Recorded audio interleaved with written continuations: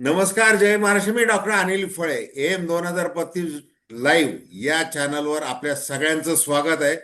आता देशाच्या राजकीय नकाशामध्ये वेगवेगळे रंग भरलेले आहेत. आज जे नवीन निकाल लागलेले आहेत 5 काही राज्यांमध्ये बोलू आणि का? महाराष्ट्रातल्या पोटनिवडणुकांमध्ये त्यासंबंधी विश्लेषण करण्यासाठी ज्येष्ठ राजकीय विश्लेषक आणि पत्रकार संजीव उन्हाळे आपल्या सोबत आहेत. संजीव उन्हाळे सर, आता धक्कादायक असे निकाल लागलेले आहेत. म्हणजे पश्चिम बंगालमध्ये 15 वर्षाची सत्ता असलेली तृणमूल काँग्रेस आता पराभव स्वीकारण्यास तयार आहे किंवा त्यांना ती पराभव स्वीकारण्याची मानसिकता तयार करावी लागणार आहे. इकडे केरळमध्ये वेगळी गोष्ट आहे. तिकडे तामिळनाडूमध्ये ब्लॉकबस्टर विजय थलपती यांनी विजय मिळवलेला आहे. एकूण हे जे चित्र आहे या संबंधी आता आपण आमच्या दर्शकांना व्यवस्थितपणे उकल करून दाखव, या मागे काय निकाल हे का लागलेले आहेत आणि काय अपेक्षित होते. काही एक्झिट पोलने तर आम्ही काही एक्झिट पोल जाहीर करत नाही असं करून ते गुंडाळलं देखील होतं आणि विक्रमी मतदान झालं पश्चिम बंगालमध्ये. अगदी 93% गेलं. म्हणजे नेमकं काय होणार याची उत्सुकता होती. माझी दर्शकांना विनंती की चॅनल सबस्क्राईब करावं, बेल आयकॉनचं बटन दाबावं, जेणेकरून सगळे व्हिडिओ बघता येतील आणि या चर्चेवर आपल्या ज्या प्रतिक्रिया आहेत त्या आवश्यक कमेंट बॉक्समध्ये नोंदवाव्या. उन्हाळे सर, बोला. आजची जी पाचही विधानसभा मतदारसंघाचे जे निकाल आहेत याच्यातून काही आपल्याला निष्कर्ष काढतात. पहिला निष्कर्ष असा आहे की भारतीय जनता पक्षाच्या विरोधामध्ये जितके म्हणून प्रादेशिक पक्ष आहेत देशातले, मी पश्चिम बंगालचा उल्लेख करत नाही, या सगळ्यांचा सुपडा साफ आजच्या दिवशी झाला. म्हणजे ही एक असं म्हणा की आपल्याला विरोधकच राहू नये, एक मोठा अश्वमेध यज्ञ यांनी. हे बघा, त्यांनी महाराष्ट्रामध्ये तर कर्तबगारी तर सगळ्यांना माहिती आहे. ज्या पद्धतीने शिवसेना फोडली, ज्या पद्धतीने राष्ट्रवादी काँग्रेस फोडलं, त्यानंतर ओरिसामध्ये देखील पटनायक यांचं बिजू जनता दल, त्याला कुठे आहे आता याचा पत्ता काढावा लागेल. अकाली दलांचे 3-13 करून टाकले. आपमध्ये जे होते खासदार, त्या खासदारांना आपल्या स्वगृही परतून आता फक्त शेवटच्या सत्तेचे आचके पंजाब देत आहे अशी परिस्थिती त्यांची करून टाकली. आणि आजच्या दिवशी महत्वाची गोष्ट अशी की द्रविड राजकारण जे आहे, या द्रविड राजकारणाला सुद्धा पूर्णविराम मिळाले. म्हणजे आता मला असं वाटतं की कुठलाही पक्ष म्हणजे विरोधी पक्ष बनून बलशाली फक्त तृणमूल काँग्रेस होतं आणि द्रविड डीएमके होतं. या दोघांचाही आज माझ्या मते सुपडा साफ झालेला आहे आणि एकंदर सुडाच्या राजकारणाचा प्रवास एका टप्प्यावर मला असं वाटतं की तो आता आलेला आहे. आता दुसरी महत्वाची गोष्ट अशी या निवडणुकीची आहे की एखादी निवडणूक जिंकण्यासाठी म्हणजे भारतीय जनता पक्ष काय करू शकतं याचं उत्कृष्ट उदाहरण म्हणजे पश्चिम बंगाल आहे. पण तो दिवस आजचा महत्वाचा आहे. अटलजी एकदा म्हटले होते की अंधेरा छटेगा, सूरज निकलेगा, कमल खिलेगा. असं त्यांनी अरबी समुद्राकडे पाहून आपल्या भाषणामध्ये म्हटलं होतं. आज त्यांनी गंगासागर जिंकलेला आहे. गंगासागर म्हणजे जिथे श्यामाप्रसाद मुखर्जी भारतीय जनता पक्षाचे पहिले अध्यक्ष झाले, तो कलकत्त्याचा सगळा बेल्ट त्यांनी आज जिंकलेला आहे. म्हणजे मला असं वाटतं की त्यांनी आता पूर्वेच्या राज्यामध्ये त्यांची जी घुसखोरी होती ती देखील आता पूर्ण झालेली आहे. आता याच्यामध्ये एक महत्वाची गोष्ट अशी आहे की एक एक राज्याकडे जर पाहायला झालं तर पश्चिम बंगालमध्ये अक्षरशः म्हणजे ममता बॅनर्जी ही शत्रू आहे अशा पद्धतीने निवडणूक लढवली. ज्ञानेश कुमार तर वर बसलेले आहेत. ज्ञानदेवे रचना पाया जसं पहिलं म्हटलं जात होतं, तसं आता ह्या ईसीच्या इलेक्शन कमिशनचा ज्ञानेश कुमार हा सगळ्या पाया त्यांनी रचलाय. आणि त्या ठिकाणी मनोज अग्रवाल नावाचे सद्गुरू असतं, त्यांना बंगालमध्ये नेमण्यात आलं. ह्या मनोज अग्रवालांनी पूर्ण सत्ता जी आहे ममता बॅनर्जी ही आपल्या ताब्यात घेतली. 70,000 म्हणजे केंद्रीय दल त्या ठिकाणी उभं केलं. निवडणुकीची प्रक्रिया मतमोजणी ही सरासरी त्या राज्यातल्या लोकांनी करायची असते, तर त्या ठिकाणी सुद्धा केंद्रीय बल आणण्यात आलं. याच्याशिवाय म्हणजे असं आहे की साम दाम दंड भेद याच्यातला कुठलाही भेद त्यांनी केला नाही आणि त्याच्यामुळे 29 खुनावर हे प्रकरण थांबलं. म्हणजे नाहीतर अजून जास्त खून झाले असते असं त्यांचं म्हणणं आहे. पण एकंदर असं आहे की हा राजकीय बदल हा त्यांनी मोठ्या हिकमतीने घडवून आणला. आता असं आहे की मुळामध्ये ममता बॅनर्जी कोण आहेत? ममता बॅनर्जी या रस्त्यावर लढणाऱ्या लढवय्या अशा कार्यकर्त्या. म्हणजे अजूनही पहा की 21 जुलै 1993 रोजी त्यांनी जो लढा दिला लेफ्टच्या विरुद्ध, त्या लढ्यामध्ये 30 लोक मारले गेले होते आणि त्या 30 लोकांमध्ये जखमी झालेल्या, सिरियसली जखमी झालेल्या त्या ममता बॅनर्जी होत्या. म्हणून आजही 21 जुलै हा शहीद दिवस म्हणून राबवला जातो. माटी आणि मला असं वाटतं मानुष दुसरं काहीतरी माणूस मनुष्य अशा पद्धतीचं एक धोरण त्यांनी राबवलेलं होतं. पण गंमत अशी आहे की 3 वेळा त्या निवडून आल्या हे सिक्वेन्स मध्ये. आणि आज विरोधी पक्ष म्हणून ज्याला परिपूर्ण विरोधी पक्ष किंवा परिपूर्ण प्रादेशिक पक्ष म्हणून जर कुणाचं हे असेल तर ते ममता बॅनर्जी. लोकसभा आणि राज्यसभेमध्ये सर्वात जास्त महिला उमेदवार त्यांनी पाठवलेले आहेत, खासदार पाठवलेले आहेत, तो पक्ष म्हणजे तृणमूल काँग्रेस. पण कारण याच्यातलं मी याच्यासाठी सांगतोय की महिलांचा एक मोठा फोर्स हा तृणमूल काँग्रेसच्या पाठीमागे होता. म्हणजे महिला आणि मुस्लिम हे त्यांचं गणित होतं. पण हे गणित मोडण्यासाठी सिस्टमॅटिक अशा पद्धतीचे प्रयत्न करतात. पहिला प्रयत्न असा आहे की SRA जे आहे हे कसं की नाव फक्त इलेक्शन कमिशन, तसं नाव SRA. आता SRA म्हणजे आसाम मधला जो SRA आहे तो भाजपच्या लोकांनी सांगायचं, त्यांनी SRA मध्ये त्यांना बांगलादेशी समजून त्यांना फेकून द्यायचं. अशा पद्धतीने 40 लाख मला असं वाटतं हे असे म्हणजे निवडणुकीत जे मतदार होते या मतदारांना हद्दपार करण्यात.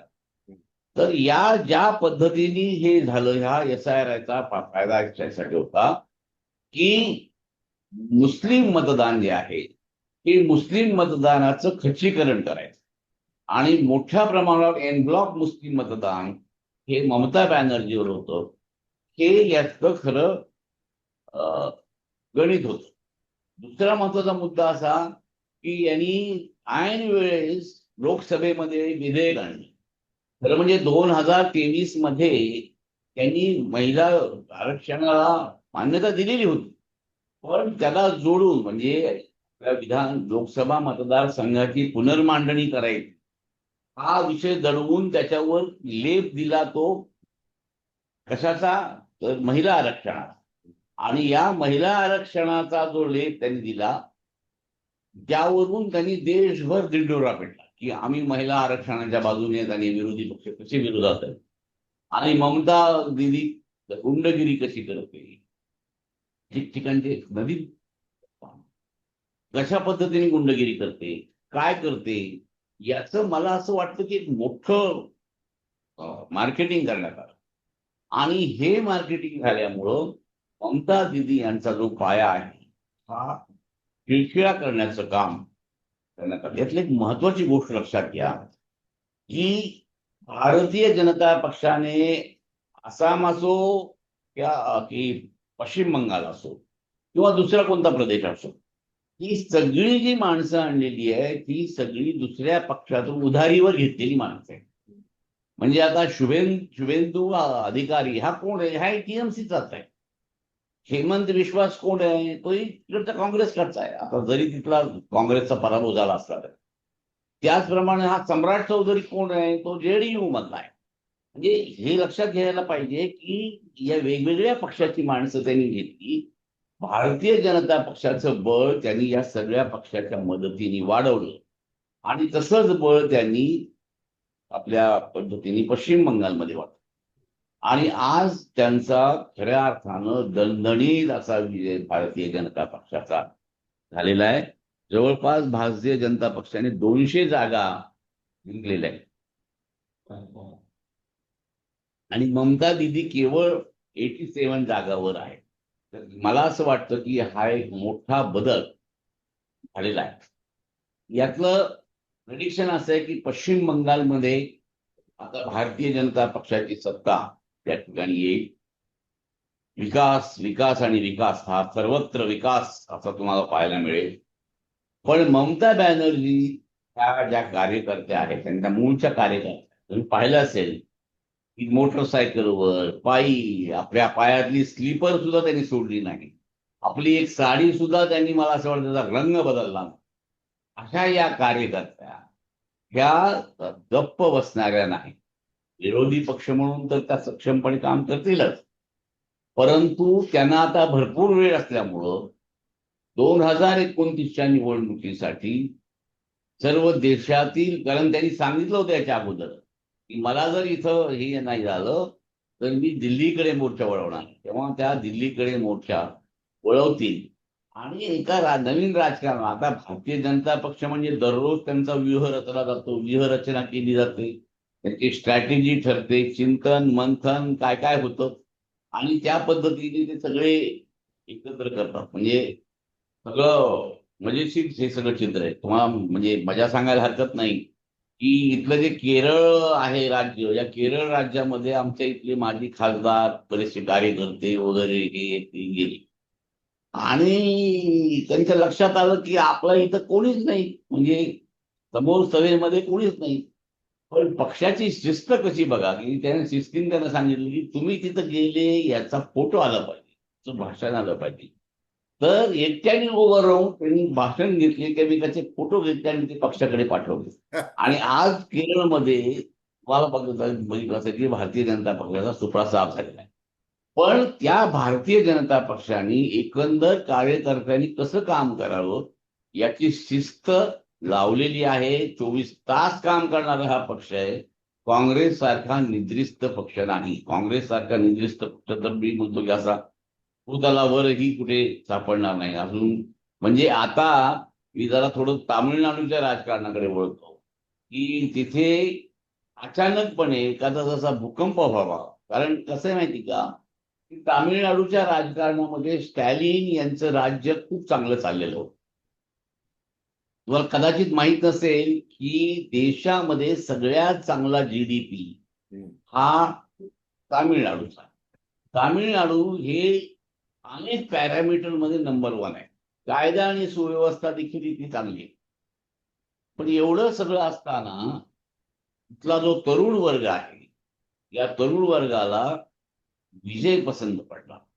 आपल्याकडे नायक नावाचा जो सिनेमा आहे, त्या सिनेमातला अनिल कपूर ज्याप्रमाणे एका दिवसामध्ये सगळं राज्य उलथापालथ करतो, त्याप्रमाणे विजय याला का एकदम प्रतिसाद मिळाला, त्याचं कारण असं आहे की त्यांनी असे वेगवेगळ्या, कमल हासननी वेगवेगळ्या भूमिका केल्या. त्या वेगवेगळ्या भूमिका फारच म्हणजे कलात्मक आहेत, अभिनयाच्या दृष्टीने उच्च कोटीच्या आहेत. पण विजय यांनी केलेल्या सर्व भूमिका ह्या अँटी एस्टॅब्लिशमेंट आहे. म्हणजे सर्व जातीयांचे जे सिनेमे आपण पाहतो हे अँटी एस्टॅब्लिश, म्हणजे सगळ्या रचनेच्या विरोधात असं केलेलं आहे. आणि हे अँटी एस्टॅब्लिश असल्यामुळं लोकांच्या लक्षात आलं की अँटी एस्टॅब्लिशमेंट हिरो कोण आहे, तर तो हा विजयच आहे. म्हणजे एक दलित कार्यकर्ता, कार्यकर्ता म्हणता येत नाही, अभिनेता, हा एकदम म्हणजे आज त्या ठिकाणी त्यांनी मला वाटतं 108 जागा घेतलेल्या आहेत. आता पंचायत अशी झालेली आहे की डीएमकेला 72 आहेत आणि एआयडीएमकेला 54 आहेत. पण आता त्यांना बहुमत सिद्ध करण्यासाठी 118 जागांची गरज. 118 जागांसाठी आता त्यांनी काँग्रेसला प्रपोजल दिलं.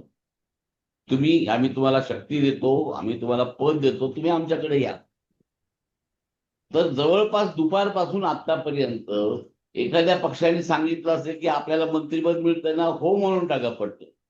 पण काँग्रेस पक्ष हा असा अद्भुत पक्ष आहे की अजून त्यांचा निर्णय काही झाला नाही. म्हणजे विजयाला पाठिंबा द्यायचा का नाही याच्यावर अजून आणून राहिलेले, म्हणून ते हंग पार्लमेंट, हंग असेंब्ली येते की काय अशी परिस्थिती तयार झाली. कारण त्यांचा धोरणात्मक निर्णय काँग्रेस पक्षाचे फार वरच्या लेवलवरून ठरतात.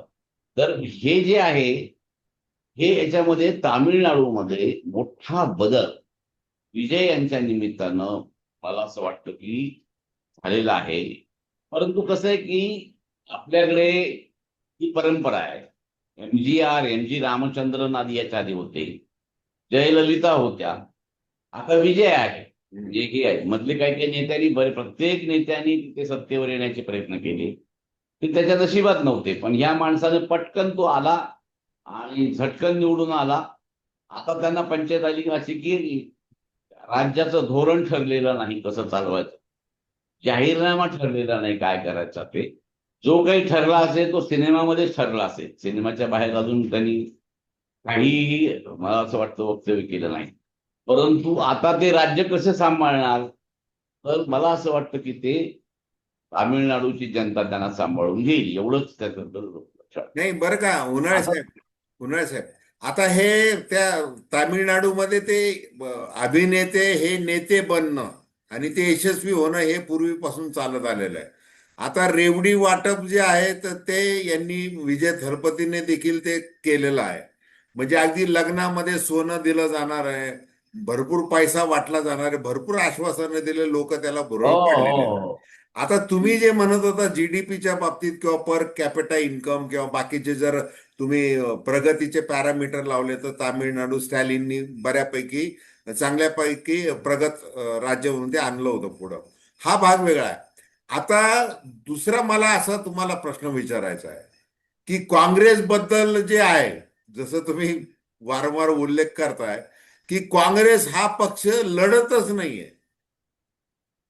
म्हणजे न लढता जे काही आपल्याला आपल्या जी काही ताकद म्हणजे नाव आहे त्याच्यावर जर मिळालं तर मिळालं आणि नाही मिळालं तर हम्म. काही दुःख बाळगायचं नाही, अशा पद्धतीचं आहे. आता आसाममध्ये बरोबर. काय 29 वगैरे जागा जिंकलेल्या आहेत. म्हणजे मग पश्चिम बंगालमध्ये ममता बॅनर्जी आणि काँग्रेसचं काही जुळण्याचा म्हणजे जुळलंच नाही कधी. ते दोघंही जे मुख्य नेते तेच पडले हा, तेच पडले. निवडणुकीमध्ये. आता त्यांना समजा, आता जसं तुम्ही म्हणाल की ममता बॅनर्जी आता दिल्लीच्या राजकारणाच्या दृष्टीने अधिक आता त्या सतर्क होतील 2029च्या निवडणुका वगैरे वगैरे ते सगळं.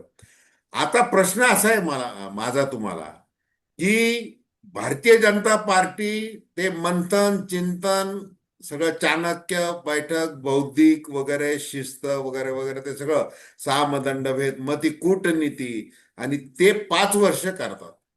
त्या तुलनेमध्ये आता ही इंडिया जी आघाडी आहे, आता ते काँग्रेस नेतृत्व करत आहे. मग काँग्रेसला विरोध करणारे अनेक आहेत. आता ते पलटूराम आपले नितीश कुमार तर ते तिकडेच गेले. ते आधी इंडिया आघाडीचे काहीतरी समन्वयक होते 2024 मध्ये, ते महिनाभरातच तिकडे गेले. आज तर ते आता स्थिरावलेत. ते राज्यसभेवर ते सध्या आहेत, मुख्यमंत्री पद त्यांनी सोडलेलं आहे. तर आणि मग काँग्रेसला जरी तो राष्ट्रव्यापी पक्ष असला आणि जर ही इंडिया आघाडीची नीट बांधणी केली, ममता बॅनर्जी वगैरे या सगळ्यांचं एकमत झालं, आपल्या आता नाही म्हणाला उद्धव ठाकरे पण सक्रिय दिसतात आहे इंडिया आघाडीमध्ये, ही जर एकजूट झाली तरच पर्याय निघू शकतो. अन्यथा जे चाललेलं आहे हे असंच चालणार का? एकूण तुम्हाला काय वाटतं? नाही, या ठिकाणी कसं आहे की काँग्रेस पक्ष जो आहे हा राष्ट्रीय पक्ष आहे आणि राष्ट्रीय पक्षाने ऍक्टिव्ह होणं, एक म्हणजे त्याच्यामध्ये क्रियाशील होणं, वेगवेगळ्या प्रकारची आंदोलनं घेणं, त्याच्या ठिकाणी ही करणं हे जास्त आवश्यक आहे. तशा प्रकारची क्रियाशीलता ही मला सांगा की कुठे महाराष्ट्रामध्ये दिसते? बाहेर तर जाऊ दे, आपल्या महाराष्ट्रात कुठे? त्यांचे अध्यक्ष बदललेले आहेत, ते त्यांच्या पद्धतीने काम करतात. त्यांची ओळख करून घेण्यातच बराचसा वेळ चाललेला आहे. आता त्यांची ओळख होऊ लागली आहे थोडी. तर मला असं वाटतं की काँग्रेस जोपर्यंत क्रियाशील होत नाही तोपर्यंत प्रादेशिक पक्षांनी उड्या मारून फारसा उपयोग नाही. जेव्हा काँग्रेस तिथे लीडर लीडर म्हणून, कारण काँग्रेसचं असं आहे की आजचं उदाहरण तुम्हाला सांग, केरळ. केरळमध्ये काँग्रेसने काही फार मेहनत घेतली अशातला भाग नाही. म्हणजे अनेक वर्षापासून त्या ठिकाणी लेफ्ट डेमोक्रॅटिक फ्रंट जास्त मेहनत करत आहे. युनायटेड डेमोक्रॅटिक फ्रंट ही आता उभं राहिलेलं आहे. लोकांनी लेफ्टला अल्टरनेटिव्ह म्हणून युनायटेड डेमोक्रॅटिक फ्रंटला निवडलेलं आहे. म्हणजे आजचा दिवस असा आहे की प्रादेशिक पक्ष जसे गेले त्या पद्धतीने डावी विचारसरणीचा शेवटचा एक राहिलेला राज्य केरळ हे सुद्धा लेफ्टच्या हातातून गेलं. पण हे का कर्तृत्व काँग्रेसचं म्हणायला पाहिजे, कारण काँग्रेसच्या पक्षात 99 जागा निवडून आलेल्या आहेत. पण ह्याच्या मागे बळ कुणाचं होतं? तर याच्या मागे सगळं बळ हे मुस्लिम लीगचं होतं. म्हणजे मुस्लिम लीगनी त्या ठिकाणी रान उठवलं आणि जेव्हा मुस्लिम सगळे एकत्र झाले आणि त्याच्यानंतर बाकीच्या लोकांनी त्याला पाठिंबा दिला. दलित दलित चळवळ, दलित व मुस्लिम बाकीच्या लोक हे जे आहेत, हा नेहमीप्रमाणे काँग्रेसचा जो खालचा तबका आहे हा तिथं आला आणि मग हा बदल घडला. परंतु तरी देखील काँग्रेस असा नेटाने प्रयत्न करत आहे असं काही केरळमध्ये सुद्धा दिसलं नाही. म्हणजे हे आपोआपच घडलं. त्या मुस्लिम लीगला असं वाटलं की आता तरी जरा थोडंसं बघा, आणि मग ह्या मुस्लिम लीगच्या यांच्या मदतीने ते झालेलं आहे. एकंदर काँग्रेस पक्षाला ज्या दिवशी जाग येईल त्याचं महत्वाचं कारण असं आहे की यांनी जी दहशत बसवलेली आहे, ईडी, सीबीआय, अजून वेगवेगळ्या यंत्रणा, आणि आधीची ही सगळी माणसं ही धनसंपन्न बलाढ्य असल्यामुळं त्यांना त्यांचं त्यांचं सगळं गबाळ सांभाळणं फार आवश्यक आहे. त्याच्यामुळे बघा की आपले सरकार तिथे अध्यक्ष झाले त्याला कोणाचे आक्षेप नाही. निष्कलंक चारित्र्य एकदम, म्हणजे त्याच्याबद्दल हेच नाही. पण प्रश्न असा आहे की जो लोकांपर्यंत जाण्याचा ऍक्सेस लागतो, लोकांपर्यंत पोहोचणं लागतं, जे इंदिरा गांधीमध्ये होतं, जे राजीव गांधीमध्ये होतं, ते राहुल गांधीमध्ये सुद्धा आहे. पण राहुल गांधी यांची बदनामी करण्याचं मोठं कॉन्ट्रॅक्ट हे देण्यात येतं आणि दरवेळी त्यांची बदनामी करून त्यांना वेगळं ठरवलं जातं. आणि खरगे सारख्या वयोवृद्ध माणूस तिचा अध्यक्ष राहिलेला आहे. राहुल गांधी बरोबर त्या पक्षाचे कितीतरी असे तरुण नेते आहेत की जे कंटाळून सोडून गेले, नावं घेत नाही सगळ्यांची. पण प्रश्न असा आहे की हे जोपर्यंत तिथे तरुणांचं रिक्रुटमेंट होत नाही तोपर्यंत मला असं वाटतं की त्या पक्षाला गती येणं शक्य नाही. कारण जुन्या पाण्या माणसावर किती दिवस तुम्ही पक्ष चालवणार? हा पक्ष आता त्याला वेगळी पालवी फुटण्याची गरज आहे. पण मला असं वाटतं की ती पालवी फुटत नाही असं ते एकंदर गणित आपण पाहताना बघतो. पण तरी सुद्धा या पक्षाला आपोआप यश मिळतं, आपोआप. आणि हे आपोआप यशावरच ते यांचे इतकी खुश असतात की पहा, आम्ही आता म्हणजे तामिळनाडूमध्ये त्यांनी स्वप्नात ही कल्पना केली नसेल की आपल्या 5 जागा किती महत्वाच्या ठरणार आहेत. आता त्या 5 जागा 118 मध्ये महत्वाच्या ठरू लागलेल्या आहेत. म्हणजे सगळी सत्ता जवळपास काँग्रेसच्या हातात आली. बाकी 2-3 बाकी सगळं गणित जमलंय. फक्त हे 5 जणांचं काय त्याच्यावर अवलंबून राहिलं. म्हणजे एका बाजूला ते कधीतरी नशीबही त्यांना साथ देतं, पण एकंदर जनतेचा रेटा लावण्याचं या देशामध्ये मला सांगा या क्षणाला इन्फ्रास्ट्रक्चरची फक्त डेव्हलपमेंट चालू आहे. म्हणजे केवळ रस्ते आणि रस्ते. आता म्हणजे ते पुण्याचा जो रस्ता त्याला काय नाव चांगलं दिलंय बघा, म्हणजे इंटरमिजिएट म्हणजे रस्ता गॅप मध्ये भरण्यासाठी. काय काय ते मिसिंग लिंक का? पुण्या मिसिंग लिंक. हा, आता बघा 25 मिनिटाच्या मिसिंग लिंकसाठी हजारो कोटी रुपये खर्च केले. म्हणजे 25 मिनिटं एखादा माणूस उशिरा गेल्याने काही आभाळ कोसळत नव्हतं. पण त्या मिसिंग लिंकसाठी एवढा पैसा खर्च केला आणि इथे लोक वर्ल्ड रेकॉर्ड मध्ये नाव दिलेलं आहे. इतके कोटी रुपये खर्च केलेले आहेत. म्हणजे त्याच्यावर आमचा विकास कसा चाललेला आहे बघा. किती किती उंच पूल, एखाद्या जो खाली माणूस आत गेला तर तो पुन्हा वाचायची शक्यताच नाही. तर अशा पद्धतीनं या ज्या मिसिंग लिंक आहेत ह्या पूर्ण करेपर्यंत माझं मत असं की सजग असं भारतीय जनता पक्ष सरकार. पण ह्याच सरकारने म्हणजे वर तळ आहे लोणावळ्याचं आणि खाली बोगदा घेऊ नये असा चेहरा करून ती फाईल कडेला ठेवून दिली होती भाषणामध्ये. तीच फाईल फडणवीसांनी परत उचलली आणि त्या ठिकाणी निवडून आलेले आहे. म्हणजे आता उदाहरणार्थ तुम्हाला द्यायचं अजून एक उदाहरण आहे राहुरी. राहुरीला आज कुणाचा विजय झालेला आहे? भारतीय जनता पक्षाचा. मग कशामुळे विजय झालाय? तर तिथे जो